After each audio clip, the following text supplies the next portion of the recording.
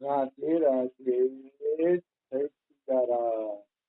રાધે રાધે. આપણે પ્રવચન ચાલી રહ્યું છે રામચરિત માનસની અંદર. રામચરિત માનસમાં અરણ્ય કાંડ ઉપર આપણે પ્રવચન ચાલે. તો જયંત રામની પરીક્ષા કરવા માટે આવે છે અને સીતાજીના ચરણમાં ચાંચ મારીને ભાગે છે. એટલે રામજીને આ ગમ્યું નહીં, કારણ કે રામજીને પોતાનો અપરાધ કર્યો હોત તો રામજીને વાંધો નહોતો, પણ માતા સીતાનો અપરાધ કર્યો ને એ એને ગમ્યું નહીં. એટલે રામજીએ એક ઘાસ ઉપાડ્યું અને એ ઘાસને બ્રહ્માસ્ત્ર બનાવીને જયંતને મારવા માટે મોકલી દીધું. એટલે જયંત સૌથી પહેલા એના પિતાજી પાસે ગયા, ઇન્દ્ર પાસે. તો ઇન્દ્રએ એને ઉભો રહેવા પણ દીધો નહીં અને કીધું કે ભાઈ તું અહીંથી નીકળી જા, અહીંથી ચાલ્યો જા. રામ વિમુખ રાખા તેહી નાહી. તું રામની વિમુખ હોય છે એટલે તું વયો જાય છે, અમે તને ન રાખીએ. ચોખ્ખી ના પાડી દીધી. એટલે આગળ આવે છે ભા નિરાશ ઉપજી મન ત્રાસા તથા ચક્ર ભય ઋષિ દુર્વાસા. ભા નિરાશ એટલે જયંત નિરાશ થઈ ગયો, કારણ કે બાપ ખુદ દીકરાને ઘરમાં રાખવા તૈયાર ન થાય અને એનાથી બચાવે નહીં, એ બિચારો ક્યાં જાય? એટલે એ નિરાશ થઈ ગયા. ખબર પડી ગઈ કે બાપ આપણે રાખવા તૈયાર નથી. એટલે ભા નિરાશ, એને નિરાશા થઈ ગઈ. ઉપજી મન ત્રાસા, અને પાછી મનમાં ત્રાસ હતો. શું કામ ત્રાસ હતો? તો તીર તો પાછળ ને પાછળ જ આવતું, તીર પાછું ઊભું નતું રહ્યું, બાપે રાખ્યો નહીં અને ઓલું બ્રહ્માસ્ત્ર પાછળ આવે છે. એટલે જયંતના મનમાં ત્રાસ પણ થયો, હવે શું થશે, હવે મને કોણ બચાવશે? તથા ચક્ર ભય ઋષિ દુર્વાસા, જેવી રીતે ઋષિ દુર્વાસાને ભગવાનના ચક્રથી ભય થયો હતો. દુર્વાસા ઋષિએ જયારે અંબરીશ રાજાનો અપરાધ કર્યો ત્યારે સુદર્શન ચક્ર અંબરીશ રાજાની પાછળ દોડ્યું હતું. ત્યારે એને જેવો ભય થયો એવો જ ભય અત્યારે થાય છે જયંતને. કારણ કે જયંતની પાછળ બ્રહ્માસ્ત્ર પડ્યું છે એટલે જયંતને ભય તો થવાનો જ છે. આવી વસ્તુ છે. બ્રહ્મ ધામ શિવ પુરુષ સબ લોકા કિરા શ્રમિત વ્યાકુલ ભય શોકા. પછી બ્રહ્મધામ એટલે બ્રહ્મા પાસે ગયો કે ભાઈ બાપે નો રાખ્યો કાંઈ નહીં, બ્રહ્માજી વડીલ છે, કદાચ બ્રહ્માજી રાખી લે છે. એટલે વડીલ જાણીને પોતે બ્રહ્માજી પાસે ગયા જયંત. બ્રહ્માજી એ રાખ્યા નહીં. શિવલોકમાં ગયા. શિવજી તો સાક્ષાત ભગવાન છે, પણ રામનો અપરાધ કર્યો હોય તો શિવજી થોડા રાખે? કારણ કે શિવ અને રામ એક જ તત્વ છે, તો એનો અપરાધ કરે તો થોડા રાખે? એટલે શિવજીએ પણ એને રોક્યા નહીં. અને પછી સબ લોકા એટલે બીજા નાના મોટા જેટલા લોક હતા એ બધા લોકની અંદર જયંતે ભ્રમણ કર્યું, પણ જયંતને કોઈ આશ્રય ન આપ્યો. આનો અર્થ એક ટૂંકી વાત છે કે ભગવાનના વિરોધીને કોઈથી ક્યાંય આશ્રય મળતો નથી. અને મનુષ્ય ક્યારેય ભગવાનના વિરોધી ન બને. જે લોકો ભગવાનનો વિરોધ કરે છે, ભક્તોનો વિરોધ કરે છે, એવા લોકો ભલે પહેલે સુખી દેખાય પણ પાછળથી એને કોઈ આશ્રય પણ આપતું નથી.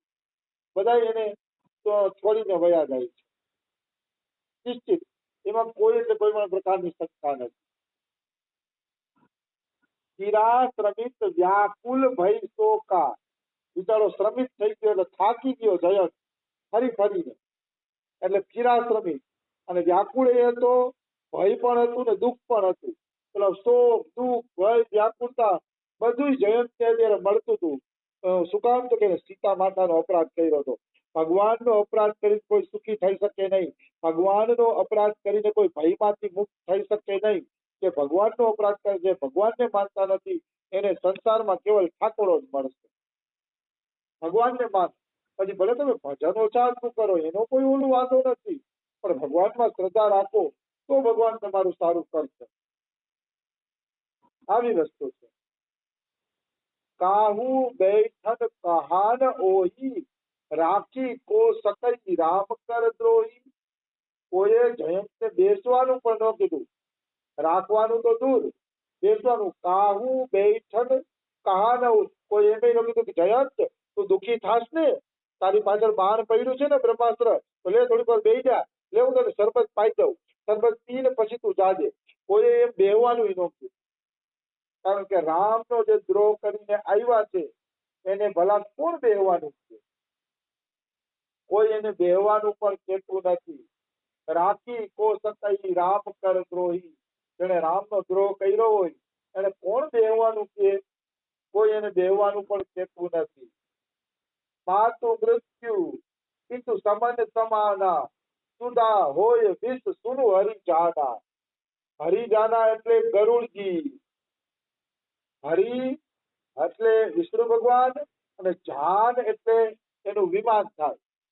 વિષ્ણુ ભગવાનનું વિમાન કોણ છે? ગરુડજી. એટલે એનું નામ છે હરિજાના. તો કાળભૂષણજી કહે છે, હે ગરુડજી સાંભળો કે જે ભગવાનનો વિરોધ કરે છે, જે ભગવાનનો દ્રોહ કરે છે એના માટે માતા મૃત્યુ સમાન છે. માતા મતલબ એની હારે મૃત્યુ સમાન વર્તાવ કરશે. અને પિતુ સમન સમાના, સમન એટલે યમરાજ, પિતા યમરાજ સમાન એની હારે વ્યવહાર કરશે. મતલબ બાપનો પ્રેમ એને નહીં મળે, બાપ એની હારે યમરાજ જેવો વ્યવહાર કરશે. માતા મૃત્યુ સમાન છે, પિતા છે એ સમન સમાન છે, યમરાજ સમાન છે. અને સુધા હોય વિષ સુનુ હરિજાના, હે ગરુડજી એના માટે સુધા એટલે અમૃત ઝેર બની જશે. નિશ્ચિત અમૃત ઝેર બની જશે. પછી એને અમૃત પચશે નહીં, ઝેર જેવું થઈ જશે. મિત્ર કરાઈ સત રીપુ કે કરની, તાપ વિબુધ નદી વૈતરણી. જે ભગવાનનો દ્રોહ કરે છે જયંતની જેમ, તો એનો મિત્ર 100 દુશ્મન જેવો એની હારે વ્યવહાર કરશે. જેને ઈ મિત્ર માને છે, પોતાના પ્યારા માને છે, એ જ વ્યક્તિ એની હારે 100 દુશ્મન જેવો વ્યવહાર કરશે. અને એના માટે વિબુધ નદી વૈતરણી બની જશે. એટલે એના માટે દેવ નદી ગંગાજી વૈતરણી બની જશે. મતલબ ગંગા પણ એને પવિત્ર નહીં કરી શકે જે વ્યક્તિ ભગવાનનો વિરોધી છે. એટલે મનુષ્ય ક્યારે ભગવાનનો વિરોધ કરવો જોઈએ નહીં. જે ભગવાનનો વિરોધ કરે છે એને ગંગા પણ પવિત્ર કરી શકતી નથી. ખાસ યાદ રાખવું, એટલું વહેલું નથી. ગંગા પણ એને પવિત્ર નહીં કરી શકે, એમાં કોઈ શંકા નથી. સબ જગ તાહી અનલ હું તે તાતા, જો રઘુવીર વિમુખ સુનુ ભ્રાતા. હે ભાઈ, આખું જગત એના માટે અનલ એટલે અગ્નિ બરાબર છે. આખા જગતમાં એને અગ્નિ જ્વાલાની ગરમી ભોગવવી પડશે જે રઘુવીરથી વિમુખ છે, જે રામથી વિમુખ છે. મતલબ ભગવાનથી વિમુખ છે. ઘણા લોકો કહેતા હોય કે અમને ક્યાંય શાંતિ નથી, અમે તો હાવ દાયલા હોય ને એવી રીતે સંસારમાં ફરીએ છીએ, અમને ક્યાંય શાંતિ મળતી નથી. શાંતિ મળવાની નથી તમને. કારણ કે જે ભગવાનની વિરુદ્ધ છે એના માટે આખું જગત અગ્નિ જેવું ગરમ જ રહેવાનું છે. એને ક્યાંય શાંતિ મળવાની નથી. આ નિશ્ચિત વાત છે, એમાં કોઈ શંકા નથી. જો મનુષ્ય શાંતિ જોતું હોય તો ભગવાનના ચરણ કમળનું ભજન કરવું પડશે, નહીતર એને ક્યાંય શાંતિ મળશે નહીં. આવી વસ્તુ છે. એટલે આખું જગત એના માટે અગનગોળો જ બની જશે જે ભગવાનની વિમુખ છે, એવું આપણે કહી શકીએ. નારદ દેખા વિકલ જયંતા, લાગી દયા કોમલ ચિત સત્તા. હવે જયંત ભાઈગો ભાઈગો જાતો તો કોઈ એને રાખવાનું કહેતા નથી. જયંતને તો પરસેવો વળી ગયો છે અને મોઢું તો એવું આખું વ્યાકુળ છે કે જાણે હમણાં જ પ્રાણ નીકળી જશે, હમણાં જ મરી જશે. એવી રીતે જયંત આકુળ વ્યાકુળ થઈને ભાઈગો જાય છે. તો નારદજીને દયા આવી. નારદ દેખા વિકલ જયંતા. નારદજીએ જોયું કે આ બિચારો દુઃખ ભોગવે છે, આ બિચારો અતિશય દુઃખી છે અત્યારે. એટલે નારદજીને દયા આવી. શું કામ? લાગી દયા કોમલ ચિત્ત સંતા. સંતોનું હૃદય કોમળ હોય છે. એ કોમળ હૃદયના કારણે નારદજીને દયા આવી ગઈ કે બિચારાની આની કઈક મદદ કરવી જોઈએ. જો હું આની મદદ નહીં કરું તો આ તો હાવ દુઃખી દુઃખીના દારિયા થઈ જશે. એટલે નારદજીને દયા આવી કે આની કઈક મદદ કરવી જોઈએ. એટલે નારદજીએ કીધું, એ જયંત અહીંયા વયા. તો કે શું કામ આટલો વ્યાકુળ બનીને તું ભ્રમણ કરસ? તો કે મહારાજ, મારી પાછળ રામનું બ્રહ્માસ્ત્ર પડ્યું છે. એ બ્રહ્માસ્ત્ર અવશ્ય મારા પ્રાણ લઈ લેશે. હવે હું શું કરું? હવે મારી પાસે બીજો કોઈ ઉપાય નથી. હું તો મરવાનો થઈ ગયો છે. કોઈ મને આશ્રય આપતું નથી. તો નારદજી કે કોઈ આશ્રય નથી આપતું? તો કે ના. તો કે બેટા, રામથી મોટું કોઈ છે જ નહીં. તો તને કોણ આશ્રય આપે છે? જા, તું પાછો રામ પાસે વયો જાય. તો રામ પાસે જઈશ ને તો રામ તને આશ્રય આપશે. તો કે અરે, મેં તો રામનો અપરાધ કર્યો છે. શું અપરાધ કર્યો છે? કોઈ રામ મને આશ્રય આપશે છે? શરણમાં લેશે? તો કે હા, તું રામ પાસે જઈને એમ કહેજે, પેલા તમારો પ્રભાવ જોવા આવ્યો હતો, હવે તમારો સ્વભાવ જોવા આવ્યો છે. તું એમ કહીશ ને. એટલે રામ અતિશય કરુણામય છે. અતિશય દીન થી બનીને કોઈ પોકાર કરે છે તો રામ એને શરણમાં લઈ લે છે. તું ચિંતા ના કરી, તને રામ જરૂર શરણમાં લેશે. તું ચિંતા ના કરી. તો નારદ દેખા વિકલ જયંતા, લાગી દયા કોમલ ચિત સત્તા, પઠવા તુરત રામ પહી તાહી, કહેતી પુકારેતી પ્રણત હિત પાહી. મતલબ તું રામ પાસે જા, રામ જ રક્ષા કરી શકશે. રામના બ્રહ્માસ્ત્રને તોડવાની તાકાત સંસારમાં કોઈની નથી. એટલે તું રામ પાસે વયો જા, એ જ તારી રક્ષા કરશે. એમ એને કીધું. ત્યારે પછી એને રામ પાસે જઈને પોકાર કર્યો, હે શરણાગતના હિતકારી, હે રામ, મારી રક્ષા કરો, મારી રક્ષા કરો. પછી જયંત રામ પાસે આવો પોકાર કરતા કરતા જાય છે. આતુર સભય કહેસી પદ જાઈ, ત્રાહી ત્રાહી દયાલ રઘુરાઈ. આતુર થઈને એ ગયો અને રામના ચરણ પકડી લીધા. જેને ભગવાનના ચરણ પકડી લીધા એને અભયદાન મળી જાય છે. ગમે એટલા અપરાધો થયા હોય, ગમે એટલી ભૂલ થઈ હોય, પણ જો ભગવાનના ચરણ કમલ કોઈ સાચા ભાવથી પકડી લીધા તો ભગવાન એને અભય કરી દે છે. એટલે ભગવાનને પકડી રાખો.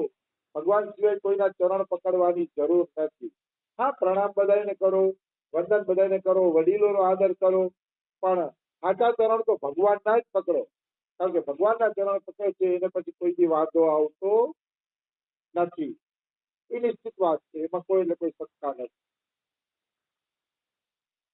તો આતુરતાપૂર્વક જયંત રામ પાસે ગયો અને રામના જે ચરણ છે એ ચરણ પકડી લીધા અને બોલવા માંડ્યો, ત્રાહીમાં ત્રાહીમાં, હે રામ મારી રક્ષા કરો, હે રામ મારી રક્ષા કરો. ત્રાહીમાં ત્રાહીમાં ક્યારે બોલે? જયારે પૂરો થાકી ગયો હોય ત્યારે. તો ત્રાહીમાં કરતો ગયો પછી હું બોલે છે, અતુલિત બલ અતુલિત પ્રભુતાઈ, મેં મતિ મંદ જાની નહીં પાઈ. હે રામ, તમે અતુલિત બળવાન છો. તમારી પ્રભુતા અતુલિત છે, મતલબ એની તુલના ન થઈ શકે. તમારી સામર્થ્ય, તમારી પ્રભુતા, તમારું બળ, એની કઈ તુલના થઈ શકતી નથી. અને હું તમારું બળ માપવા આવ્યો હતો. હું કેટલો મતિમંદ છું. હું મતિમંદ છું. તમારી પ્રભુતા જાણી ન શક્યો હોય કે મને માફ કરો. રામ પાસે હવે માફી માંગે છે. આમ જોઈએ તો સાચા દિલથી કોઈ માફી માંગી લે ને એટલે એ જીવનો બેડો પાર થઈ જાય. પછી જીવને વાંધો આવતો નથી. પણ સાચા દિલથી માફી માંગવો જોઈએ. ભગવાનના દરબારમાં છે ને કપટ નહીં ચાલે. કપટ કોઈ કરે છે તો એને માફી મળતી નથી. સાચા દિલથી કોઈ માફી માંગે તો ઈશ્વર દયાળુ છે, તરત જ માફ કરી દે છે. એમાં કોઈ એટલે કોઈ સત્તા નથી. તો રામ જયંતને માફ કરશે એ આપણે કાલે લઈ લેશું. આજે સમય થઈ ગયો છે. રાધે રાધે, જય સિયા રામ.